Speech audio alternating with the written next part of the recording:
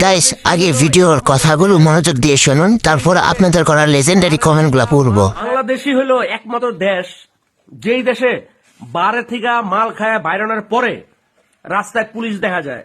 আর বিশ্বাস করেন, এই বারে থেকে মাল খায় আসার পর যে পিনিকটা হয়, এই পুলিশে দেখলে ভাই সাথে সাথে পিনিকটা চলে যায়।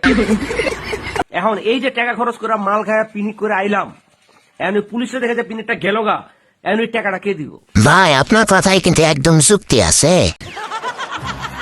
আপনার পিনিক নষ্ট করার জন্য একটা জিটি করা যাইতে পারে।